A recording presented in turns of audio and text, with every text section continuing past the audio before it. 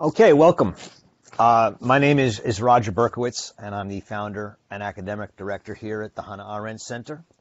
Um, Thrilled to be continuing to read with you one of Arendt's collected books of essays, one of the three that she put together in her life. It's called Men in Dark Times. I think it's probably the least read book of hers that she published in her lifetime. And I think partly that's that it's often seen as something of a collection of reviews and essays that she wrote.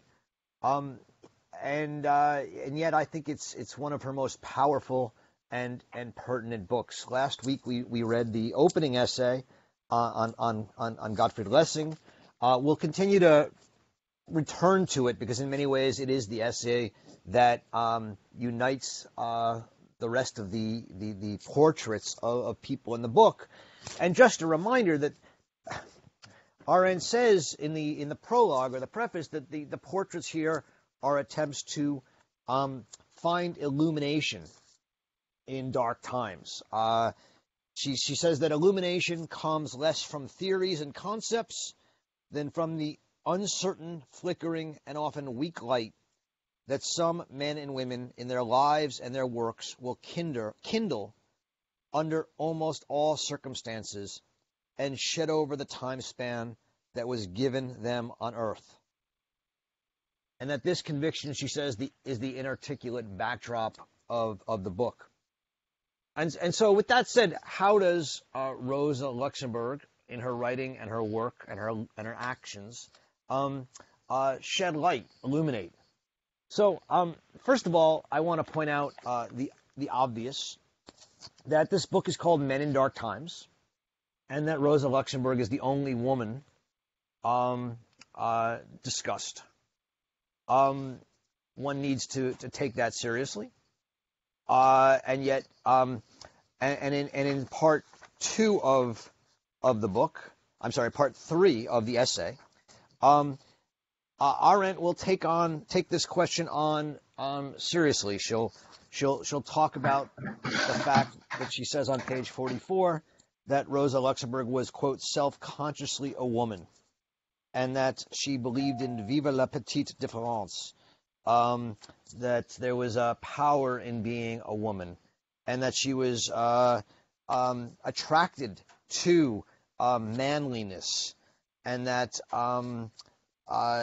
this view of hers and this being a woman was important to her.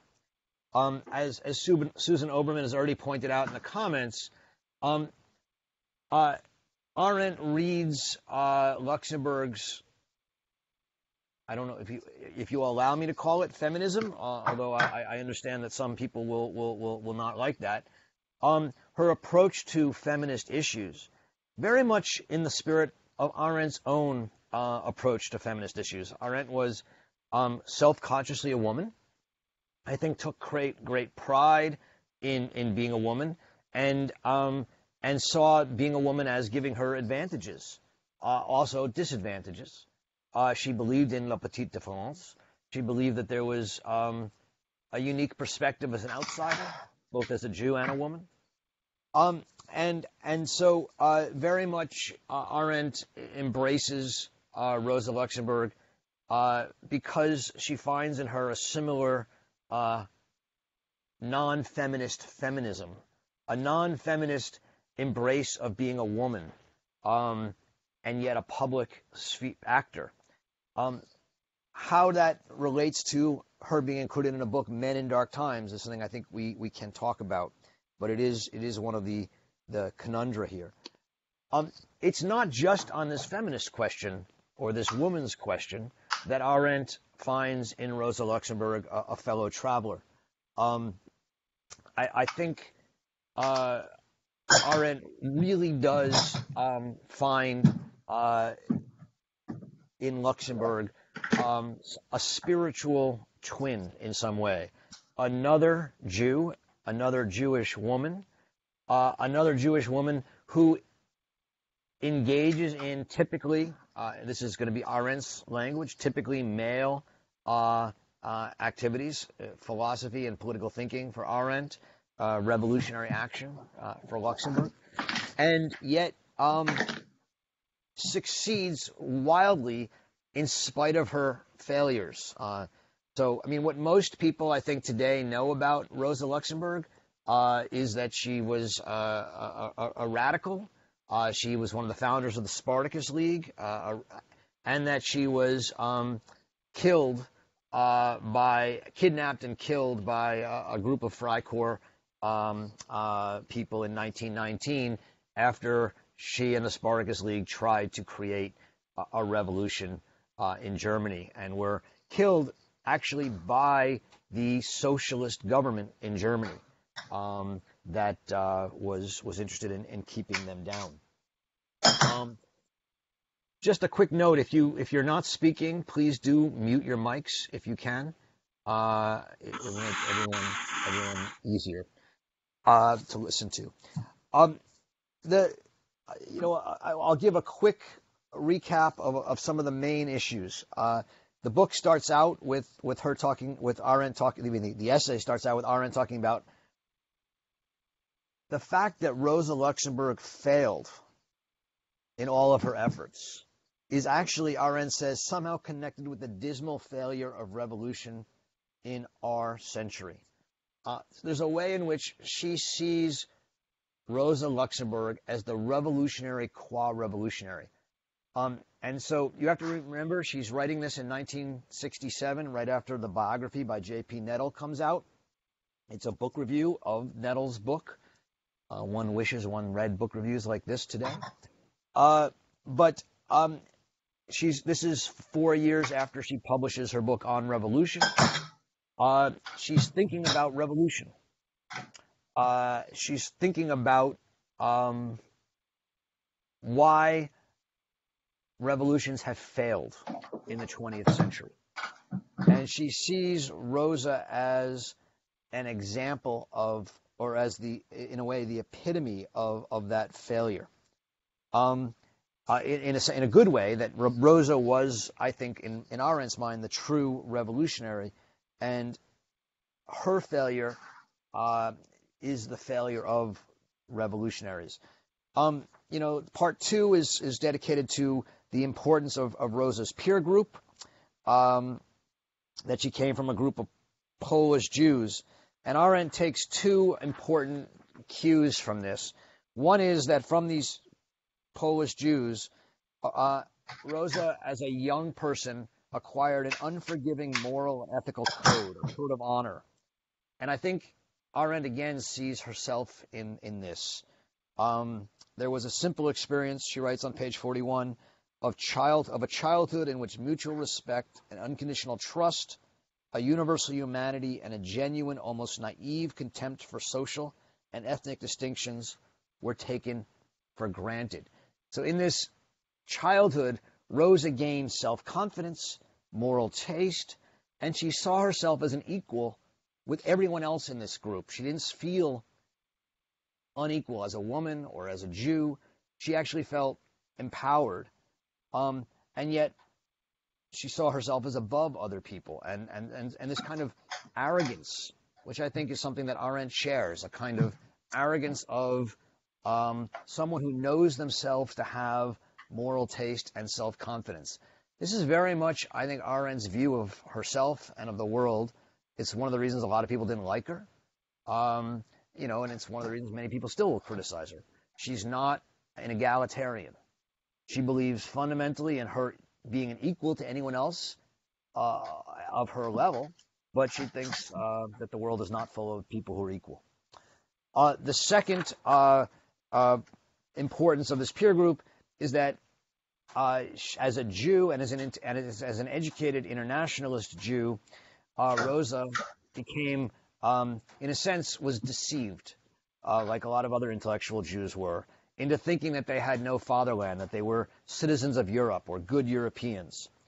And while Arendt agrees with Rosa that nationalism is insane and disastrous, she also thinks that the Jewish intellectuals of her time couldn't see that nationalism was actually important to the working class, and that people need a land, and they just assumed that the revolution would come as an internationalist communist revolution, and that was one of the things that prevented her from.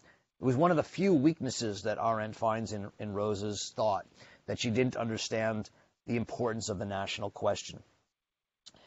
Part 3 is about her being a woman. I've mentioned that already and talked a little bit about it, and we'll come back to that also.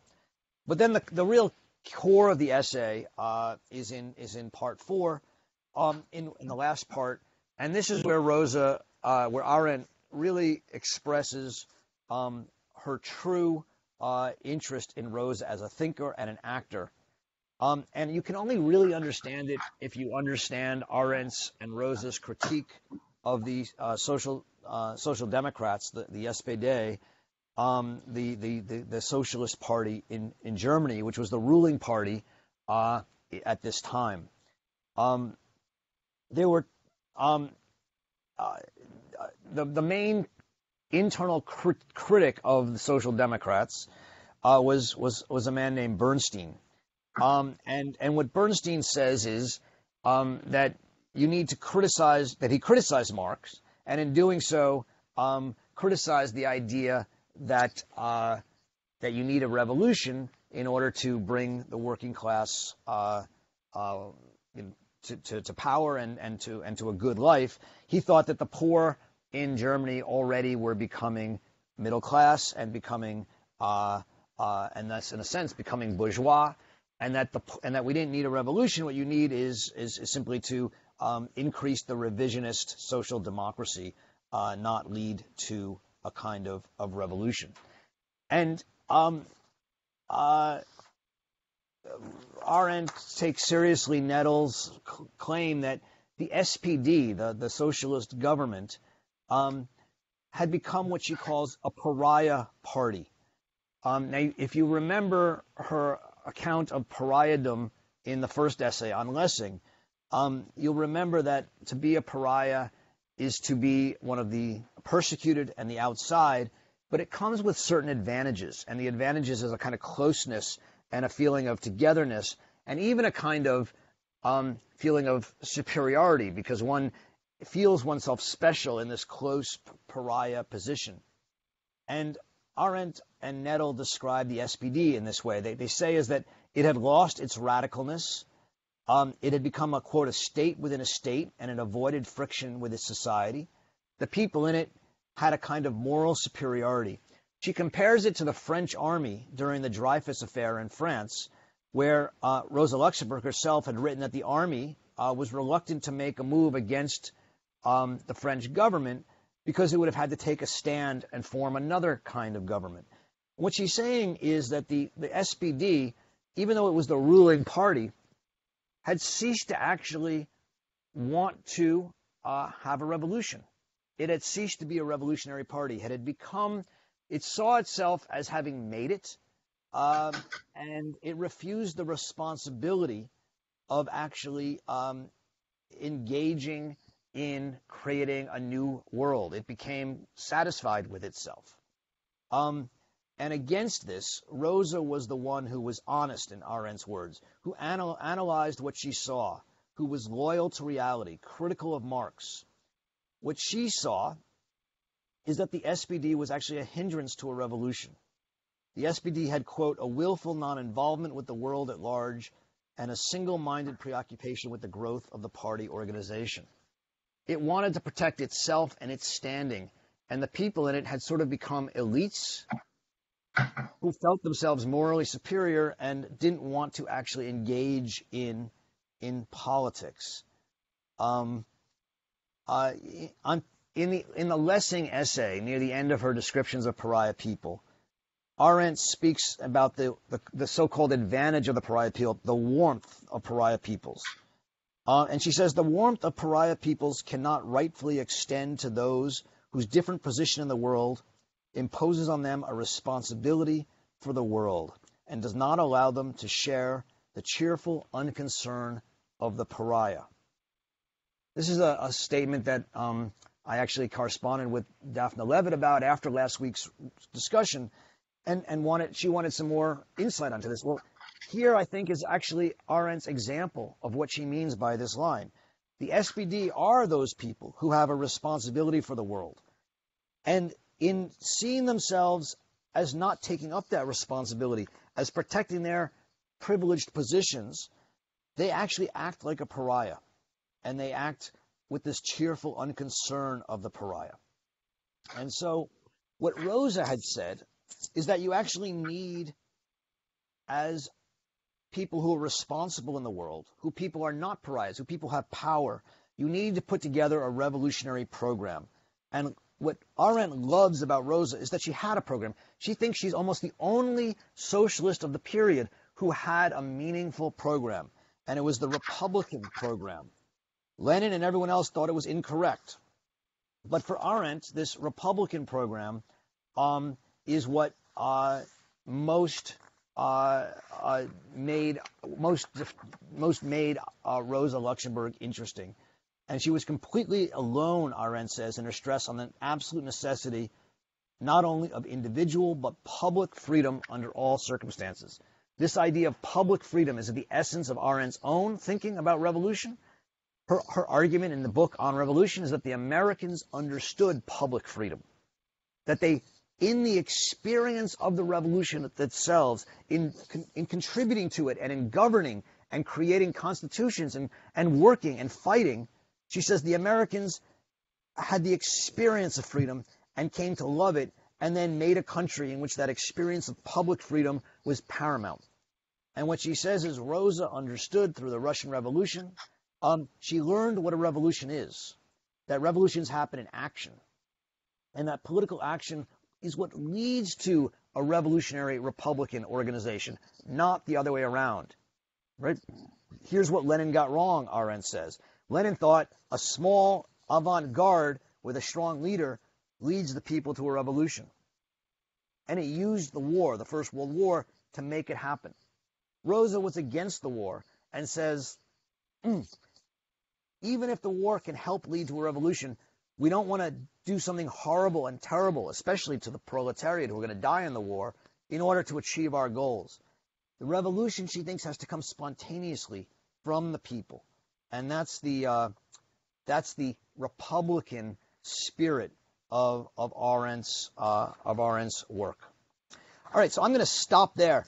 I think that in many ways, Arendt saw Rosa as her doppelganger in some way, as her spirit, both as a woman, also as a Jew, and someone who had a sense for reality against all theories and ideologies, and above all, as a Republican, as someone who understood that the true program of revolution was republicanism that came from a deep moral distaste for society, but didn't lead to a revolution that would lead to equality, but would lead to Republican action.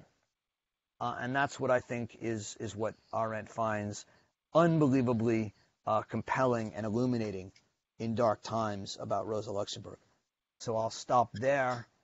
I don't know if Sam is on. I don't know if she wants to make any comments on this, or we can start going through some comments.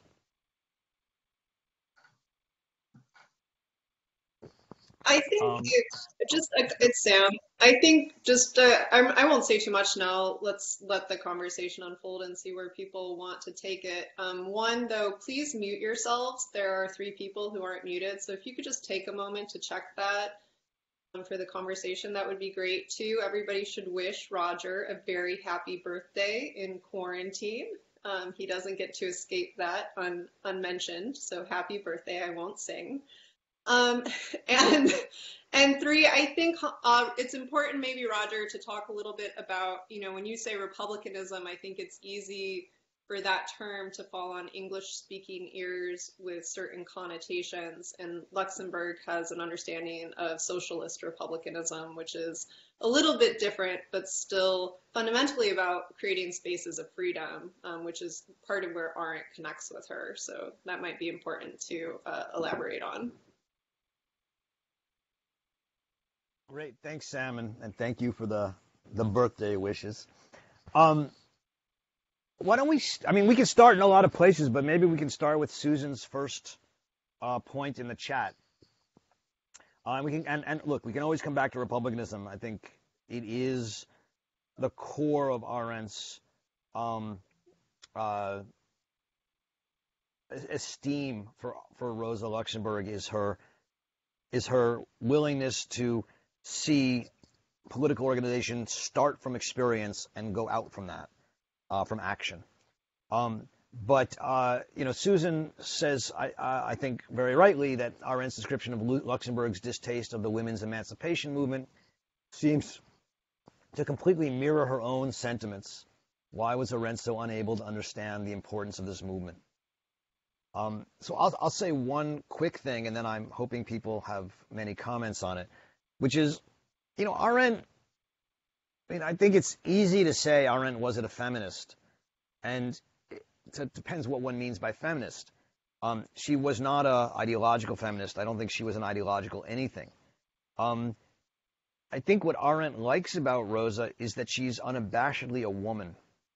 And Arendt takes, there's different kinds of feminism. We all go back to Carol Gilligan. There's, difference feminism and sameness feminism. Arendt would be on the difference feminist side if she were a feminist.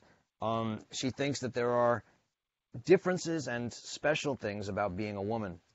And she thinks that someone like Rosa used them and enjoyed them and felt pride and erotic pleasure in being a woman, and brought that into her life and her work. So, I'll stop there. And Susan, do you want to add anything? Yeah, I just want to say that I don't see how that defines being a feminist or not. I think many feminists feel the exact same way. So I just feel like Arendt got this wrong, as she did in some ways with the civil rights movement, not being able to, for whatever reason. And I guess to some degree, I see her as having overcome such obstacles. And there's one letter, and I haven't read all the letters to Jaspers, but there's one letter where she actually almost parenthetically says, well, you know how hard it is being a woman in this field. So, clearly she understood, she recognized. So I don't know if it just felt like this wasn't her fight, or she just couldn't go there. I don't know why, but I feel like you can criticize the feminist movement, in lots of ways, and rightly so. But I just feel like she gets it wrong, and there's nothing about feminism that makes one not enjoy being female. Some people, sure, in this day and age, lots of differences have emerged with the trans movement, whatever. But, in my experience, that was not what defined you as a feminist. And the only other thing, and this has been a major issue for me for many years, Gloria Steinem, her statement, a woman needs a man like a fish needs a bicycle, I feel was one of the most detrimental things that happened, because it made a lot of women feel that if they did want a man, if they did want to be in a relationship, that made them not a feminist. And that absolutely, in my experience of feminism, is not the case. Can I respond to that, just to maybe to give a little historical context for Arendt's position, and also the position she's taking in relationship to the women's liberation movement in the early part and later part of the 20th century. So Arendt, just for fun, Arendt's mother, Martha, who was an active social democrat and had been a member of the Communist Party, actually took Arendt in 1919, shortly before Arendt was murdered, to see Rosa Luxemburg speak at a mass rally.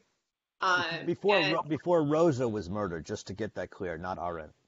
That's what I said, before Rosa was murdered, yes. And took her, so she had grown up, I think, with this politics around the kitchen table, and Martha had actually sided with Bernstein in the debates. But the only piece of writing we have from Arendt directly on the contemporary women's problem was published in German in 1929. And it's a critique of and review of a book called The Contemporary Women's Problem. And in that review, we see Arendt very clearly echoing Rosa Luxemburg's critique of the women's liberation movement. And it's been translated into English now, and you can find it in one of the edited volumes Jerome Cohn has published. I think it's in the volume on responsibility. But for Arendt, she was wary of the ideological character of a quote unquote women's movement, right? So it's the idea of a movement and the idea of it being a women's movement for her. And for Arendt, the professional woman, right, it doesn't really for her have so much to do with the eroticism of being a woman or love relationships with men, although those are certainly things that she understood to be facts of her life. But for Arendt, the professional woman was an economic fact. And that economic fact shouldn't be conflated with the ideology of a women's movement. It's part of her critique of the ways in which ideological movements overlook the particularity of everyday lived experiences in women's lives. And she didn't think that we should confuse these social questions with political aims. And just to put that in other terms, right? So she's against divorcing the women's issue, which she's very aware of and she supports, but she's against divorcing that from broader political and economic concerns. In precisely the same way Rosa Luxemburg is in her, I think, 1912 essay, the classic one on women's suffrage and class struggle. Simply being born a woman doesn't mean you belong to a movement or that you deserve special privileges. The ways in which women are treated as inferior in society is a social feature of society that has to be remedied through broader political, social change. Roger, can I jump in? It's Margaret. Yeah, go ahead, Margaret. Just to follow up on that, there are long-standing, I don't know if you want to call them schisms or whatever, in various brands of feminist theory, saying that the choice to self-marginalize oneself, to step out of the mainstream and into the margin, and to accept that nomenclature is not desirable. And that to me seems very consistent with everything that Arendt says on a number of issues. So the idea that one would step away from the world to put oneself into a separate group, whereas, as Sam just said, all of the issues that go into, women's subordination and this and that are part of precisely the social fabric, i.e., you don't step out of the world to deal with them. You're in the world, you're part of the interplay of all the people there are. So I would have found it very inconsistent with everything she said were she not to take these views. But I don't think they in any way reflect some sort of negation of, feminine identity or the social issues that, as Sam said, were clearly manifest to her.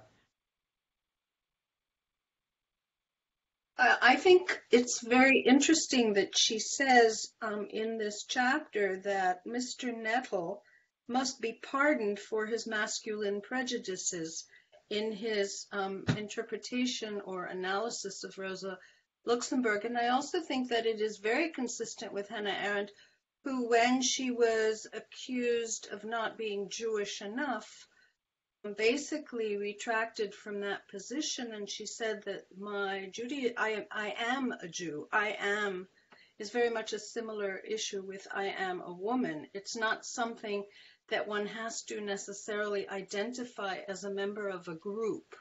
It's sort of a God-given or historically given, or by accident of birth. This is what you are. You don't deny what you are. but you don't necessarily immediately conform to a group. I think that's very consistent in her writing.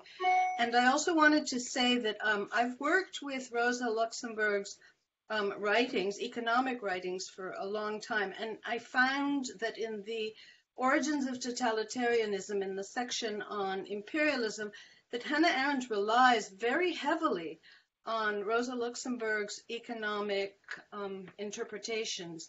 And I found that to be one of the reasons that I was so enamored of the book, The Origins of Totalitarianism, having, as an economist, worked a lot on Rosa Luxemburg's economic writings. Thanks, Daphne and Margaret and others. Yeah, I mean, just to put it out there, because I didn't talk about it earlier. In her economic writings, Rosa Luxemburg writes a book about Marx's theory of accumulation, and Marx called Accumulation of Capital. And Marx had predicted that once a nation had basically used up its proletariat and had no one else to exploit, eventually they would have to be a revolution, because there would be no one else. The capitalism would fall apart on its own contradictions. And obviously that didn't happen. And what Rosa Luxemburg theorized was that the reason it didn't happen was because of imperialism, that you could constantly go out and find new peoples to exploit. And this led almost to an economic necessity of imperialism within the nation-state system that forced the bourgeoisie, which had been an apolitical class, to politicize itself, to get the government to protect its imperialist ventures so that it can continue to exploit people around the world. And this led to the internationalist growth and the breakdown of the limits, the political limits of the nation-state system, which Arendt ties to the rise of totalitarianism. So yes, I mean, Daphne, you're absolutely right that Rosa Luxemburg's insights play a major role in the imperialism section of On Totalitarianism. Do you want to add anything to that, Daphne?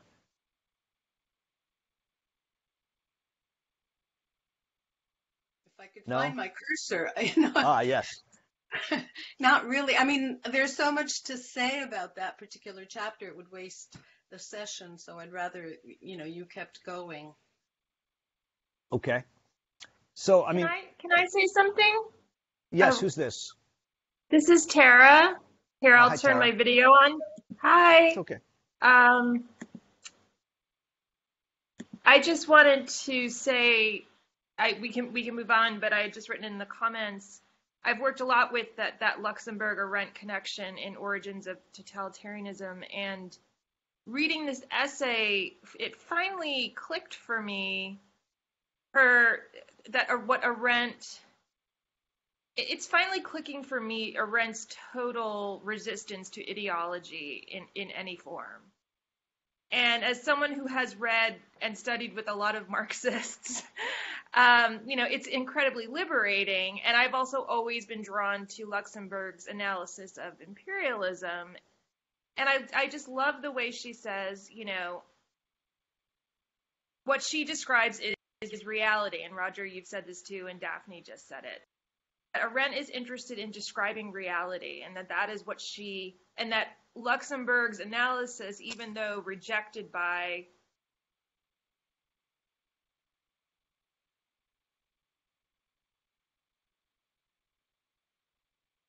I'm not sure what happened to you, Tara. I lost you. Sorry. Okay. Okay, You there? anyway, I was just saying that I love the way she says that Luxemburg describes reality, and that reality is more important than ideology. And this was the moment when it clicked for me in that message. Sorry about my internet. No, I think that's really important. And just to come back to Susan's comments, which I understand, I think in so much of her work, Arendt is above all concerned with what she calls to say what is, quoting Herodotus, to talk about reality. And what she sees in Rosa, at the very beginning of the essay on page 38, she says that Rosa had never been a believer.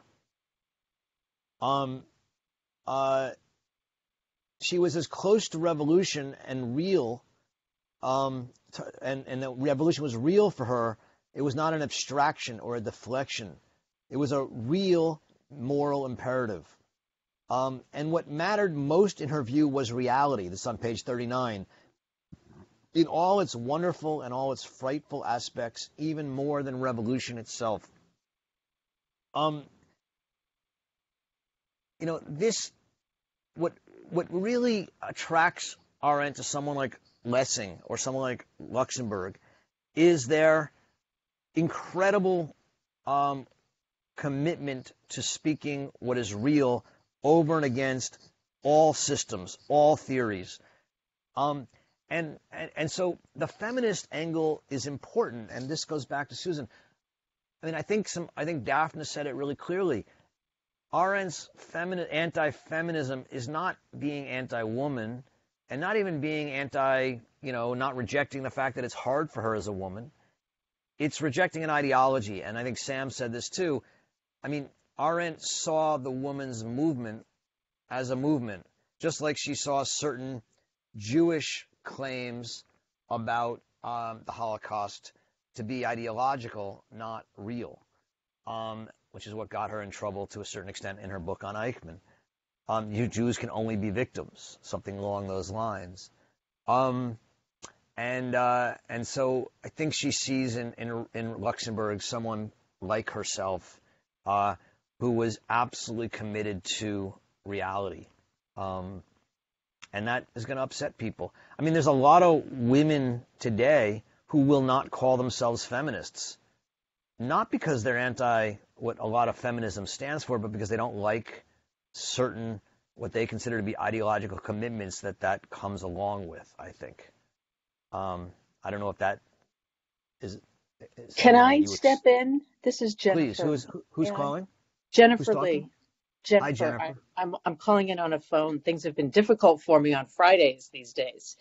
Now, I just wanted to say, and this is something that has really gnawed at me since I've been in this group, because, and I'm new to all of this, so forgive me if this seems very basic. But to me, the Hannah Arendt, the issue of public space and being in public, the importance of that, and I'm extremely interested in that. And as somebody who has studied the women's liberation movement quite a bit, the issue of women being in the public space was part of the policies that were created by the feminists during the second wave of the women's liberation movement. They demanded to be in the public space. And that was an area of our society that women were really not allowed to be in the entire society. So every time I see the timeline of the women's liberation movement, I'm seeing Hannah Arendt during all of these events in New York City, particularly, where women are demanding that they be treated as human beings in public. And I can't square that with her writings on this issue, although I'm starting to understand the differences with, ideology and reality, and I'm diving into that. But I keep running back to this public space issue and what feminists were talking about in New York City in the 1970s. And that's all I have to say on that. But I just felt like I needed to jump in. I'm going to put my audio off now, okay? Thank you very much, Jennifer. I think that's a very important point, that public space was, and the access to the public space was something that feminists clearly demanded and sought, and I think it's very much at the very core of Arendt's work. So it's an interesting question why she wouldn't address that. Can I add a footnote, if I may? Just Yeah, a quick go ahead, footnote. Jack. During the period preceding World War II, and actually on probably right through the 50s, the the worldwide communist movement had an ideological issue around what they called the woman question. And you can see writings about that, of course, going back to Marx, but also especially in Lenin and in the post-Lenin Marxist era. And the brunt of it is that women and their work is very important, and we need to treat women with respect, and they are equal. But it was always posed in a way that basically said, but your issues are secondary to those of the working class. And that if you impose your issues above those of the working class, you are anti-revolutionary or counter-revolutionary. And that position was taken pretty broadly within the leftist movement, not only among communists, but among socialists of all kinds in all countries. So that's the context in which Rosa Luxemburg is a living example of the opposite. And it's one of the reasons I think that the leftist movement essentially neglected her and put her aside. That it was in some way she countered all of that by the way she lived. And the only other person that I can think of who would fit into that category publicly would be Emma Goldman. But I think that that's one of the reasons that Rosa Luxemburg was pushed aside.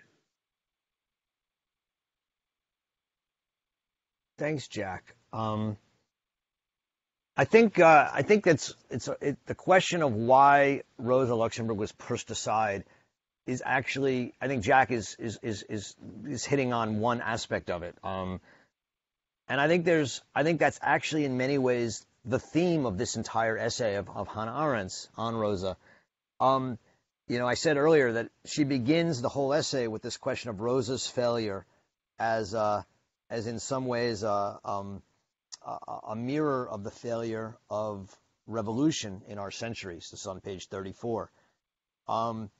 And I think that the failure of revolution in our century, which was also partly Rosa's failure, is for Arendt its unwillingness and inability of so-called revolutionaries to be actual revolutionaries, to actually engage in what Arendt calls the honest analysis of what is, of reality.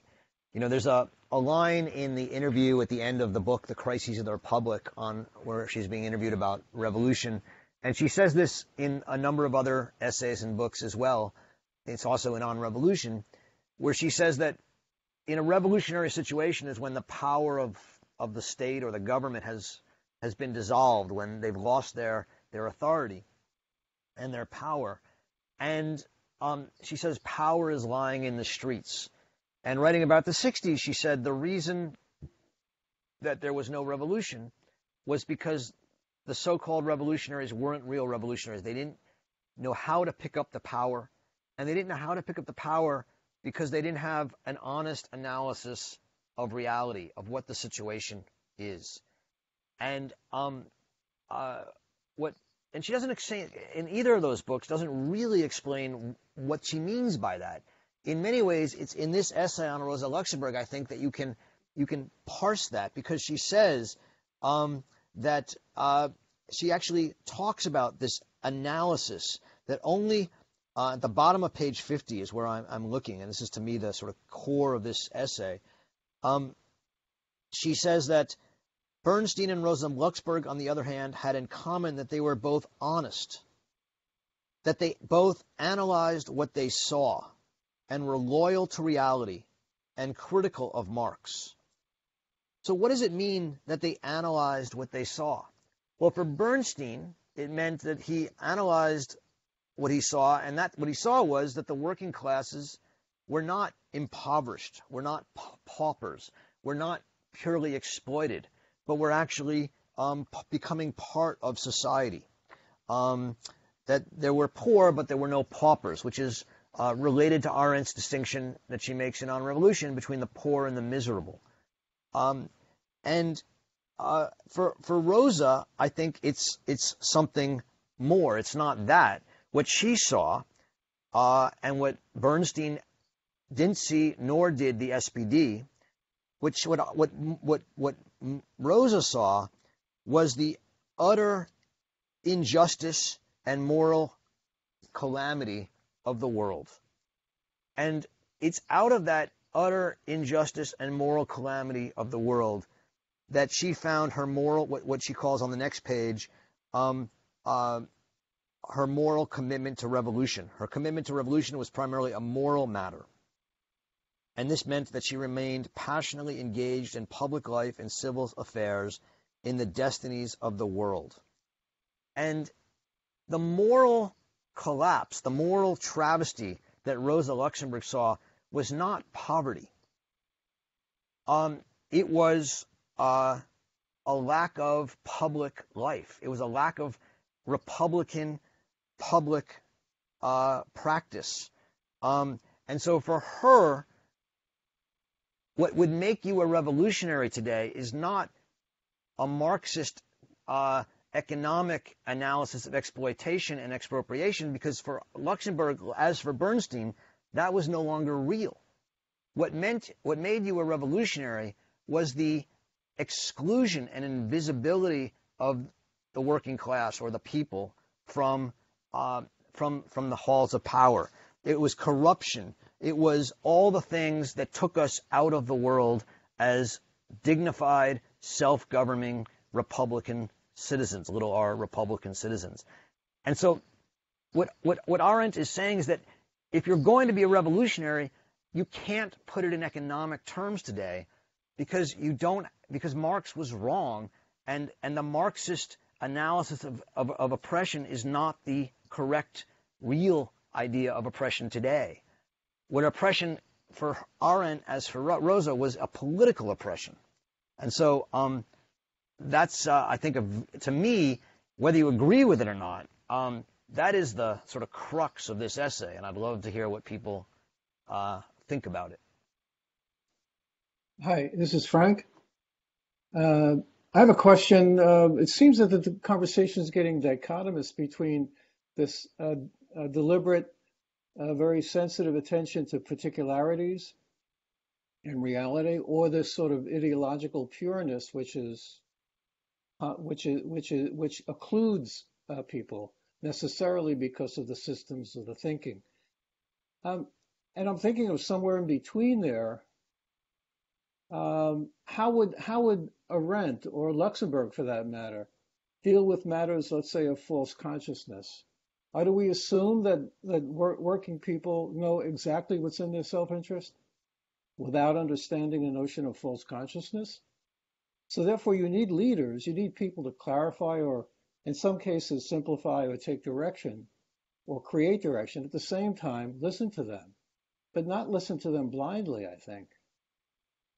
So anyway, then my point is around the issue of false consciousness and how Luxemburg or Arendt, for that matter, would respond to that as a possibility, almost an inevitability.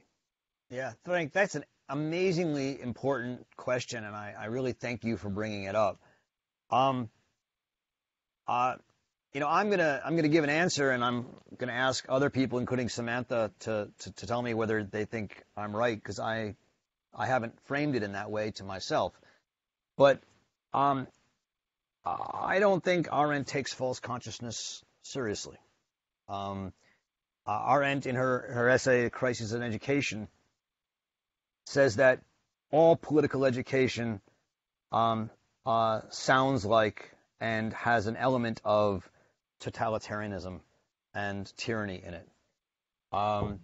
What she says is that education is for children and for young people, but once someone is an adult, to speak about education and to presume to educate them politically is, in her mind, the very definition of a kind of social totalitarianism.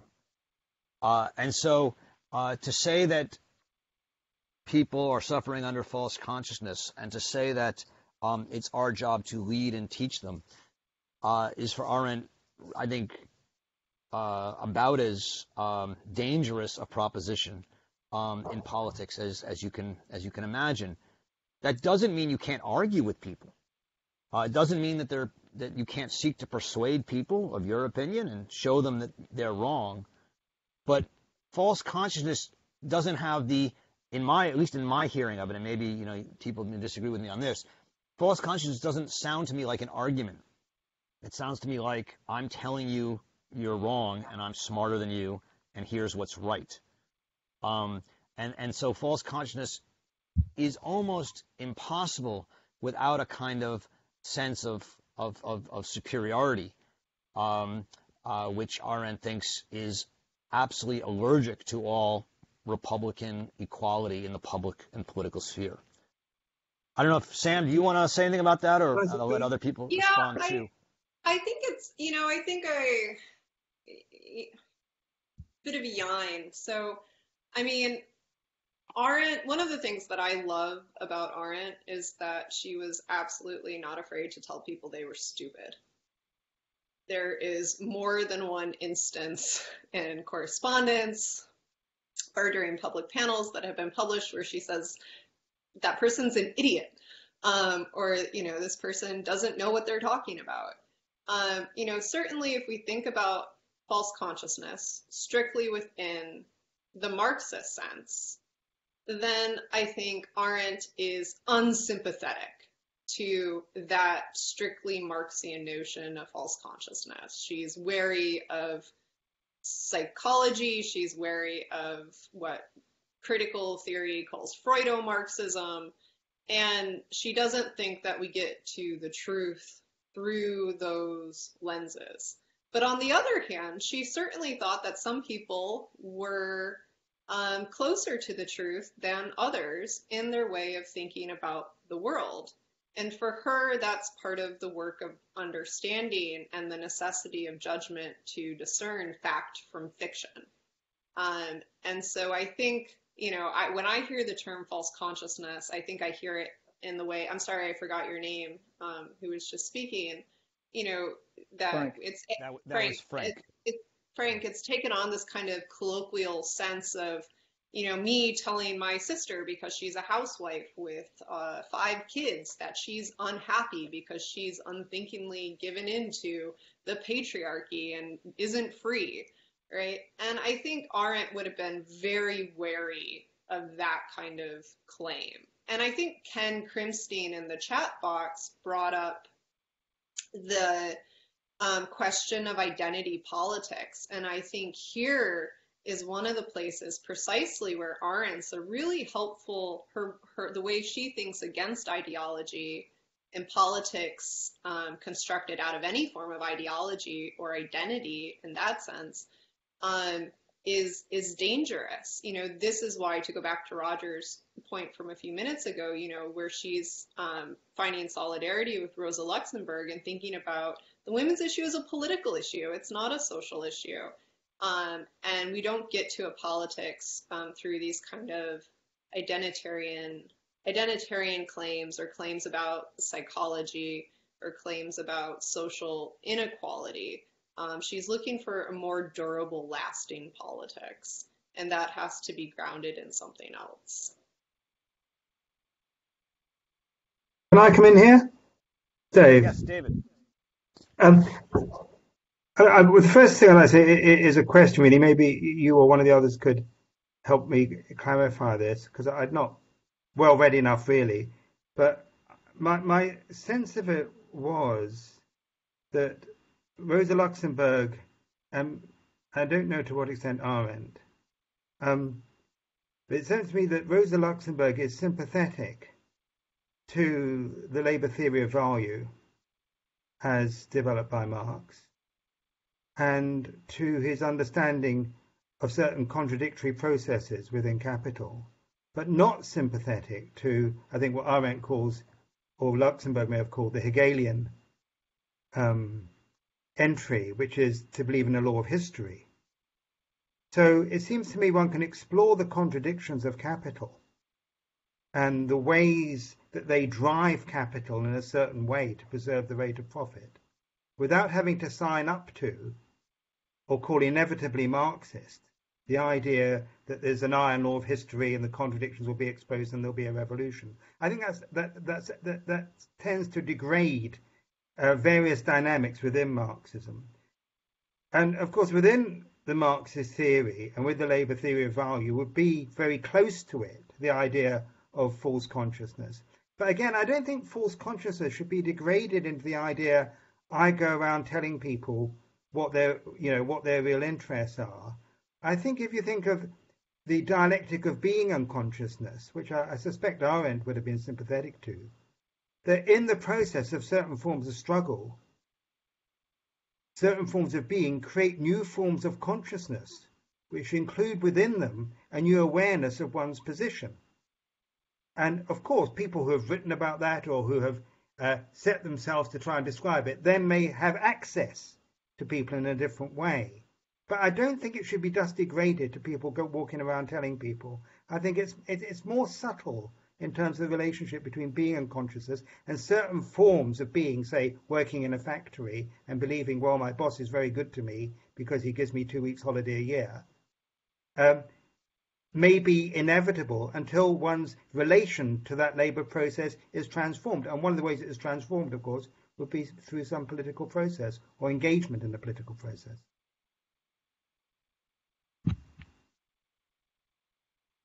Thanks, David. I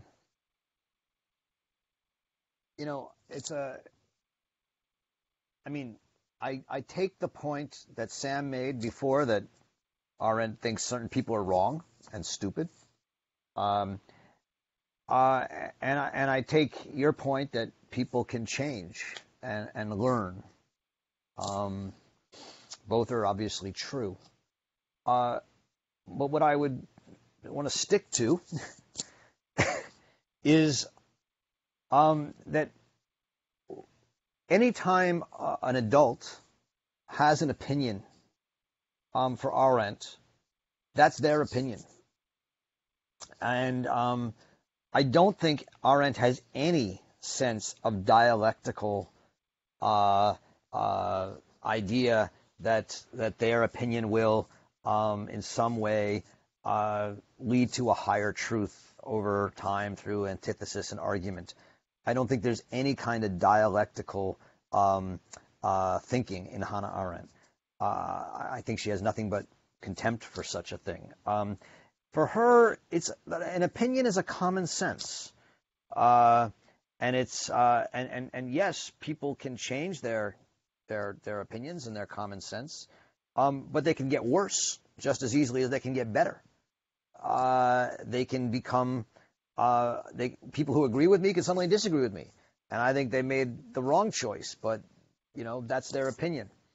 And I take Arendt's politics to be one of, we have to confront people's opinions. There's no truth to them. Their opinions, I think, are better. Maybe I think are truer, but they're not true or false. They're opinions. And in the end, there's no. And so what I don't like about false consciousness, just to put it very clearly out there, is that it suggests that there's a true consciousness. It suggests that there's a dialectical movement or some movement towards away from a lack of knowledge and being deceived to a kind of truth. And I don't think there's anything like that in Arendt's work. Whether you think there should be or not is a different question. I think such a idea of a dialectical or other movement towards the truth is simply incompatible with what Arendt calls the Republican project, the political project. It leads to a kind of dictatorship, whether it's of the proletariat or someone else, and that's an important part of Arendt's politics. Can I add something? Please. Hello. With regard to this false consciousness issue, There is another issue which you might be aware of. This issue of privileged epistemologically privileged access to truth. Epistemological privilege to access to truth. It's normally taken as certain subjective positions, especially the oppressed people like women or the proletarian. They have privileged access to truth. That has been it has very close relation to this false consciousness problem. But as an ex-hardcore Marxist, it was long time back. I know what it is to be, the vanguard political worker who thinks everything is wrong, and he has a special access, epistemological access for truth, and through which he can educate the people who are afflicted with false consciousness. So these two things are very closely related, and I think Hannah Arendt is very right in rejecting this, or totally rejecting this false consciousness problem, and rejecting the issue of educating an adult, whoever it is. Can I make a comment also? This is Nick, regarding false consciousness and this idea. I don't know that it would be really a black and white thing where if one doesn't agree with false consciousness and therefore the idea about that Hannah Arendt was not into saying that there's one truth. I kind of like that, but then the false consciousness could just mean that it's not the truth we're talking about, but maybe there are views or opinions that are more all-encompassing, more closer to a perspective of the world that works, that is more all-inclusive in a Republican state. Not necessarily true or better, or maybe better in the sense that it's more encompassing, not the truth, but rather that it works better. So I'm kind of injecting a pragmatic view here that might help us understand or accept the idea of false consciousness. Just thought I'd put that in.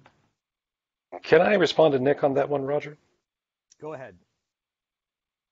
There is my read of Arendt's point of view on this one is that wherever your proletariat, wherever your citizenry, wherever your adult person is, wherever their mindset is, whatever their priors are, that is the equation.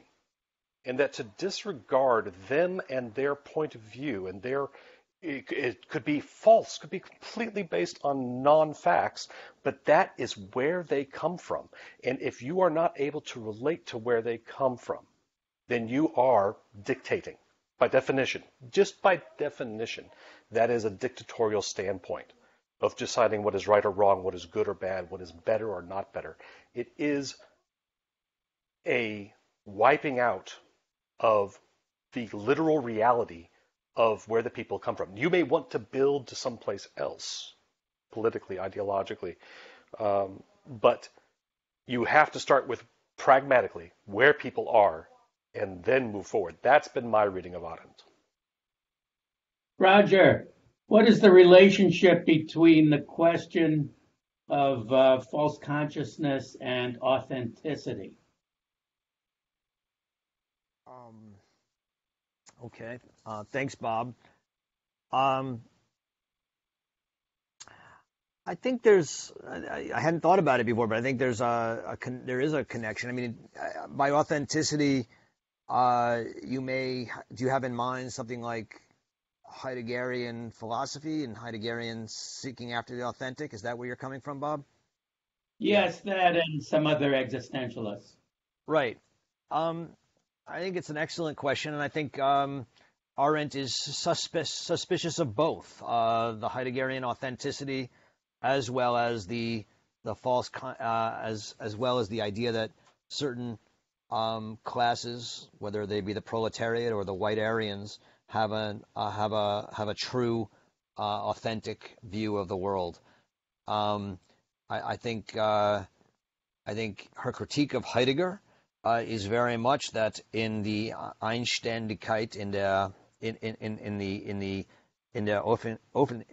Öffnung des Seins, in the being, in the opening of being, is a conversation between Dasein, being there, and being that is not plural, is not worldly, is for her an unworldly claim and place of standing. It's not in the public.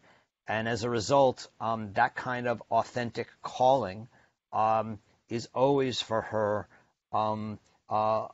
non-plural and thus non-public and non-political, and for her dangerous. I think she sees the limits of the Heideggerian Einständigkeit, the standing as one in this opening, very much as similar to the political claim that there's one group in society, whether based on their economic position in Marxism or their racial position as in Nazism, one group that has a privileged, authentic knowledge of the truth, such that people who disagree with them are suffering under false consciousness. So I think that's a good point. That's how I would see it. Do you want to add anything, Bob? No, thanks. It was just the one kind of called to mind the other. Maybe it was the opposite side. Maybe the false consciousness is kind of the opposite side of the coin of authenticity, and I was just wondering your thoughts. Yeah, I think in a sense the false consciousness is the political manifestation of authenticity. The authenticity is a philosophical claim usually made out of oneness, and the false consciousness is a claim made by a group of having privileged access to that oneness. So yeah, I think it's a nice connection to draw.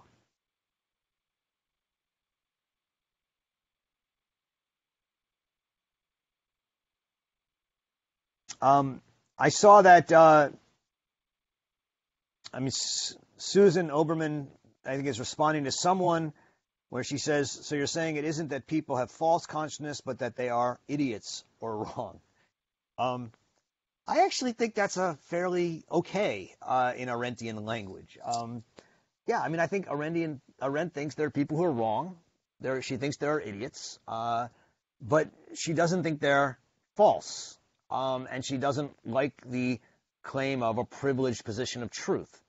But as Jason, I think, very rightly put it, even if you think someone's an idiot and you think they're wrong, they are part of the world. They are part of reality. And their opinions, need to be addressed. And to address them, you need to listen to them and make an effort to understand them. That's why for her that there really is nobody. There's not nobody. There's very few people who are completely outside of the public conversation. Roger, Yeah, go ahead, Sam.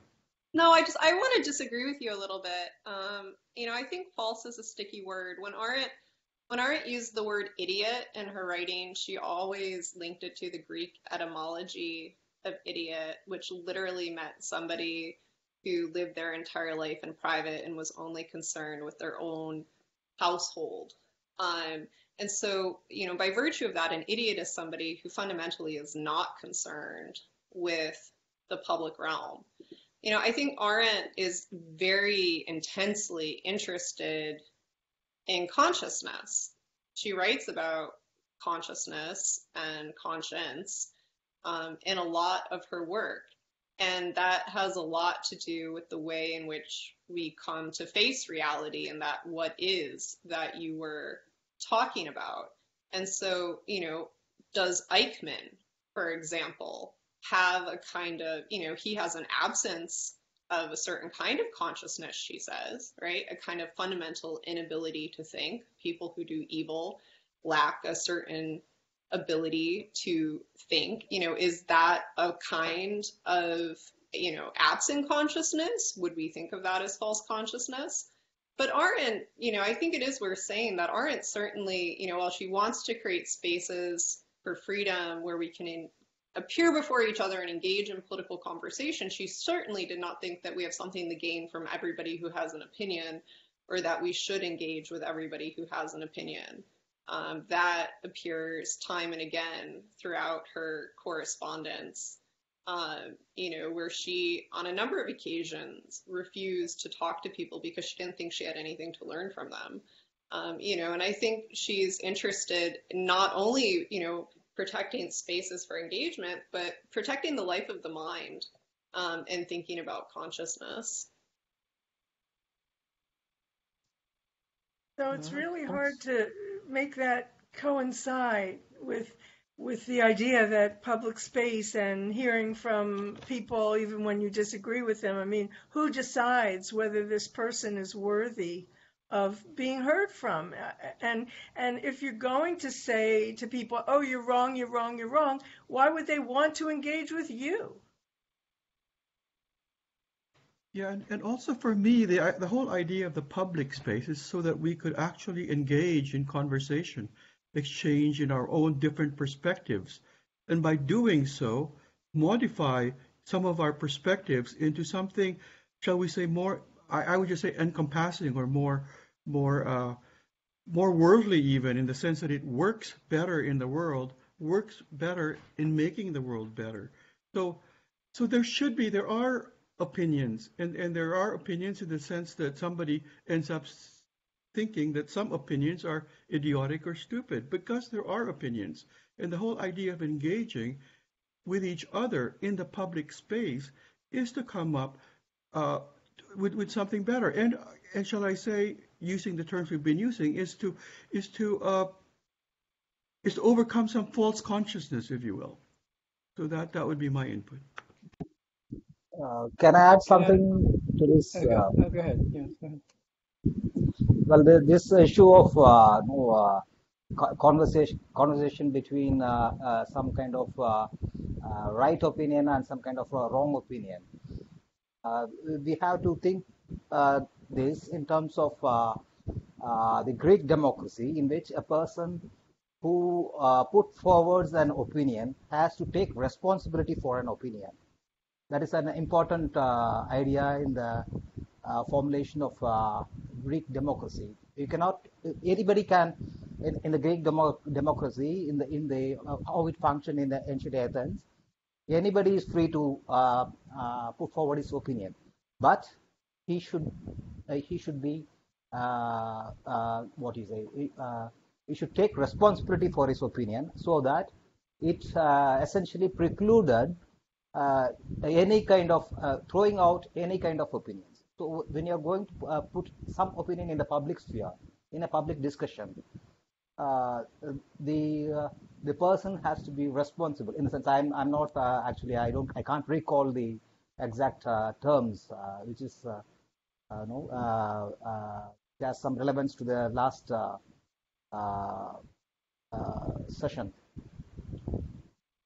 I think better Roger can expand this.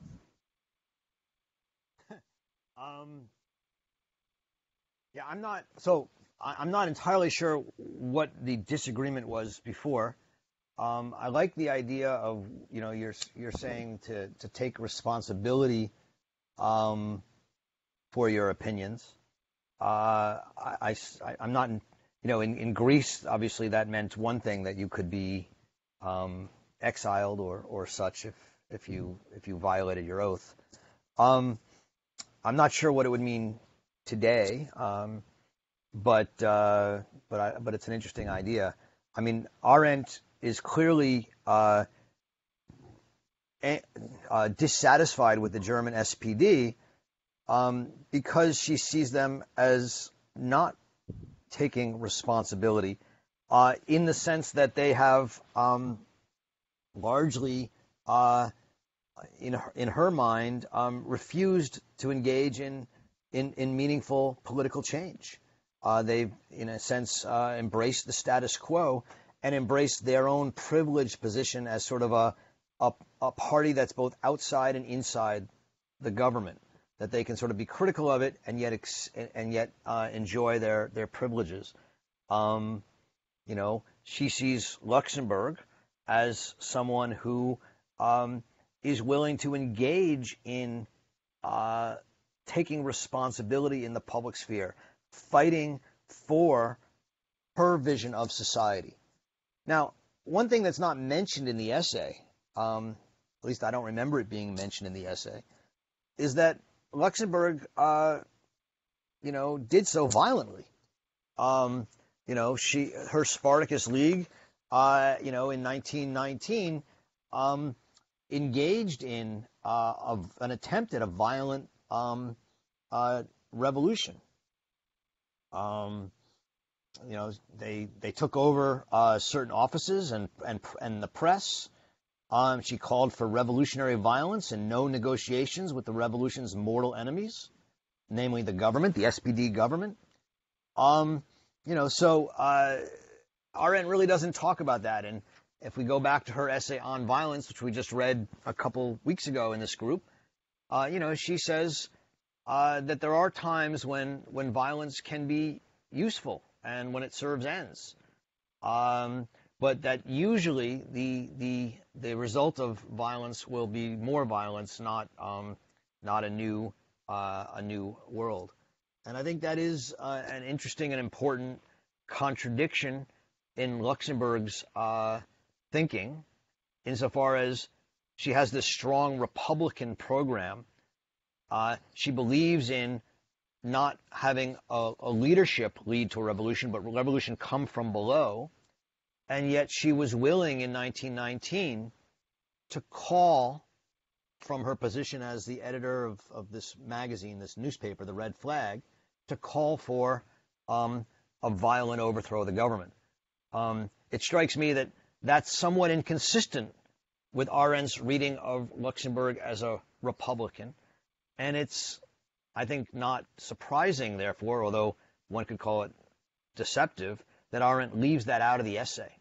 I think the fact that she leaves the question of violence out of the essay is, in some sense, I don't know. It seems to me as some sort of a admission that to bring it in would have complicated her view of Luxemburg in a way that one might think Arendt would want to do, but in this case she didn't. Roger, it's Frank again. I wanted to sort of pick up on this notion of republicanism and what I'm going to call a robust republicanism, and connect it to something I think Nick said about, he used the word the pragmatics, and I think that's an important point to consider. I'm thinking particularly of Habermas's notion of the Ideal Speech Act. So what needs to happen for a robust republicanism to really operate in a way that Arendt wants it to operate? And unless there are certain norms, if you will, some people will necessarily talk louder and more than others, for example. Or some people will be less authentic than others. Some people, et cetera, et cetera. And I think Habermas does a good job of at least buttressing the possibility of a robust republicanism with certain communicative norms that need to be in place for all people to be heard, not just the intellectuals. And maybe there's something in there that you could pick up on, or others could pick up on. Well, I think it's a good point. I mean, and this is, I think, a fairly common and not irrelevant critique of Arendt's work. Is, she talks about how everyone has an equal right to participate in public, and that in politics there's the idea of isonomy or equality is paramount. But she doesn't think that same equality needs to be found in the social or economic or private spheres. And one fairly common critique is a social democratic or Marxist critique, which is to say that if people don't have the means of speaking. They don't have the control of the newspaper or the controls of the media, or they don't have the education, or they don't have or they're too busy earning a living, that they don't have the means to engage on an equal footing in the public discussion. Arendt's answer to that, as far as I understand it, is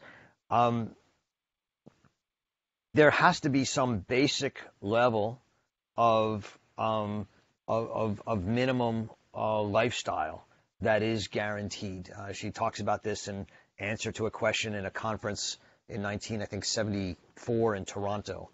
And I think it fits with this distinction she makes in this essay between the poor and the paupers, and again between her distinction on revolution between the poor and the miserable. I think her view is excluded from the public in a way that matters, and that should not happen. But I think, one of the things that she fundamentally believes that I think a lot of people today find problematic is that there's nothing that prevents poor people from having a meaningful engagement in the world. She simply thinks that poor people can and do act, and that their action can matter and be visible and be seen. And as long as they are not so poor that they're miserable, that they're fighting for their daily living every day, she thinks that they're part of the public world. And I think that that's a viewpoint that simply a lot of people don't agree with today. But I think it is her view. Roger? Yes, hi, Nancy. Hi.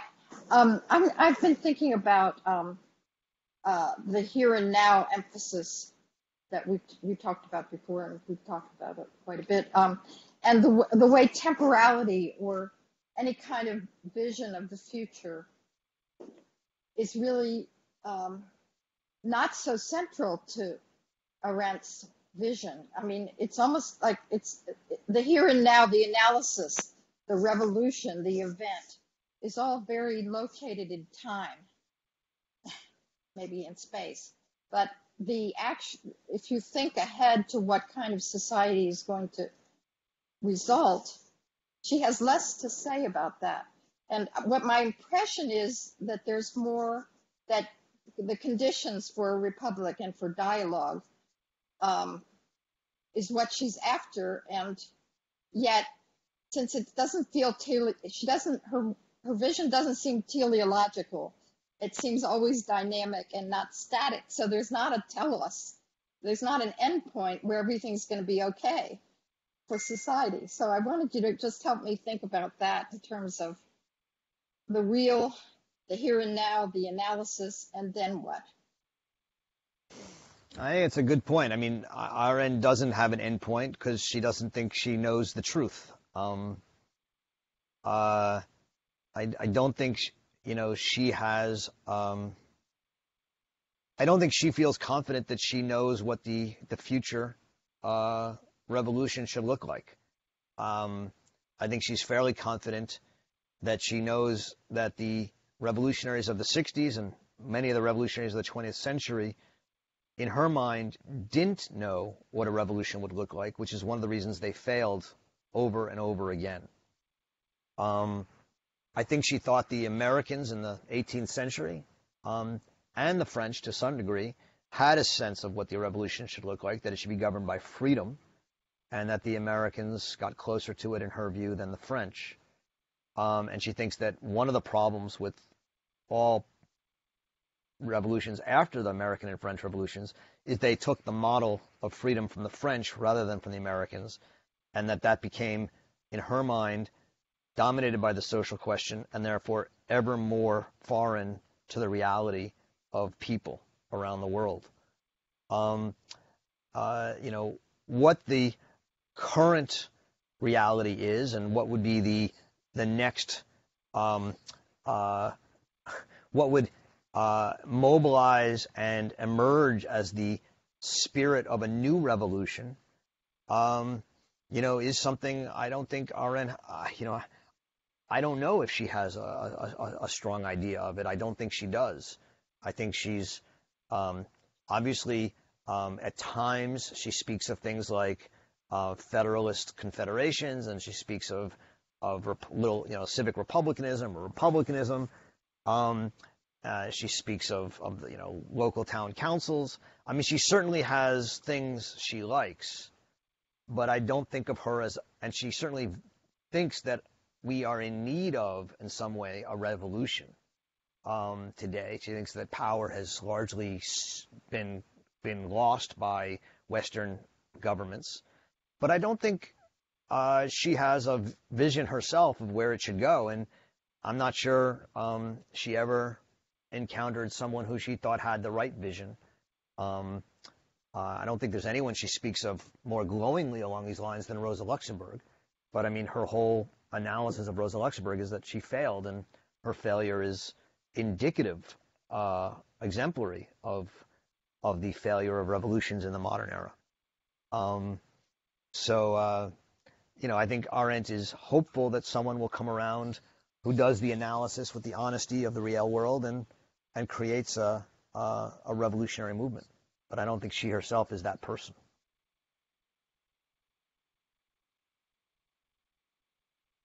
Maybe that's not satisfying.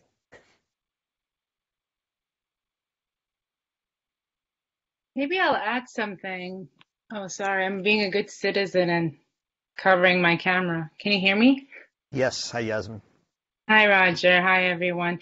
I think on that note of like vision or teoria or theory and how she didn't have any, in a sense, is useful to think about. This is going back to the human condition, perhaps, and saying, again, like just trying to apply theory to practice, is not going to work and hasn't worked. And this is why she wants to begin with the world.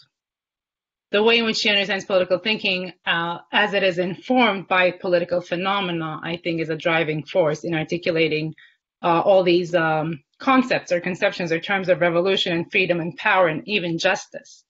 I just wanted to add one thing. This is a very rich conversation of so many things, but I've been teaching since the morning, and Zooming is very exhausting, as some of us know, so I may not be as articulate as I want to be. But I want to point to one text, a correspondence, a letter exchange between Jurgen Benedict and Hannah Arendt on revolution, violence, and power. I think Hans-Jürgen Benedict is a student in the 60s in Germany and, doing the good fight with the student associations and stuff, where he's asking Hannah Arendt, hasn't the social question today indeed become the political one? And all these questions, actually, I'm going to read this, but hasn't the social question become the ultimate political question? That is, isn't the third world struggle against poverty, hunger, and illiteracy about freedom, humanity, and solidarity in a revolutionary sense? Doesn't your marginalization of that problem, just as your interpretation of the similarly motivated French Revolution as an evil revolution, support the thinking of the American government, which feels entitled to intervene, quote, everywhere a government is weak and the social fabric is not strong, quoting McNamara? To which Hannah Arendt responds in a very eloquent, lucid fashion. I can send this to you if you don't have it, but I'm just going to read the part about the question, her response to this part of the question. And actually, one note is, my loyalty is with the republic, not the country. That's about the United States. Another thing is whether the social question really has become the actual political question. The fight against poverty and hunger is about nothing else than poverty and hunger, at least as far as the poor and hungry are concerned, which in most cases aren't even the ones who are fighting the fight or could fight it. And for its abolishment, the end of illiteracy is even more an absolute prerequisite. Poverty and hunger, or however you want to call it, prevented the liberation movements in Asia and Africa to accomplish anything that even came close to stability. They created a vacuum of power. Also in Latin America, the corruption of the governments is just the other side of the coin, which now has brought imperialism back to life. And I think this is the important part for me, and this maybe will continue the discussion or open it up towards more like Iris Young's terms, but what she says further, every political entity is distinguished by power, not violence, exclamation mark. Poverty, hunger, and illiteracy create powerlessness. And I think this is sort of not necessarily in disagreement with what Roger said. I think the poor or the poverty-ridden people do have the capacity to, of course, maybe take the initiative to be in the public space. But the question is about the real descriptive, real fact of it. Like, when does it happen? How does it happen? What else needs to be in place for that to happen? And the way in which she articulates poverty and hunger and other things creating powerlessness is important because it also points to her wider analysis of modern world alienation as distinct from self-alienation. Yeah. So the poor person, Could you or say where you were reading from? Could you just say where you were reading from? Yeah, this is a correspondence. This was published in 2009 in Constellations. It's a correspondence between Hannah Arendt and Jurgen Benedict. So it's a little text called Revolution, Violence, and Power, a Correspondence. I can make this available afterwards, but you should be able to Google it and find it, hopefully not behind a paywall.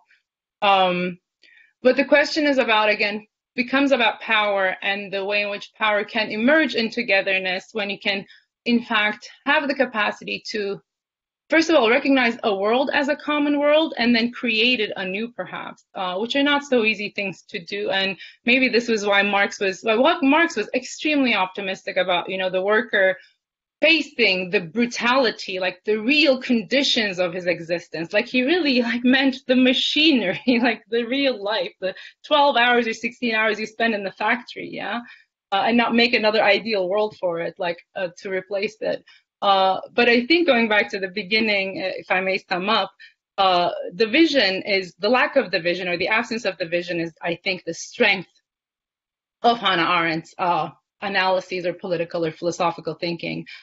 Because it is going to be dependent on responsibility and action. And going back to the responsibility for opinion, like the way in which a valid or an invalid opinion will differ from one another, will also make the strength of our public space a bit more pronounced. But I think I'll shut up there because once I start, I can just continue so long, and I'm sure you're all exhausted.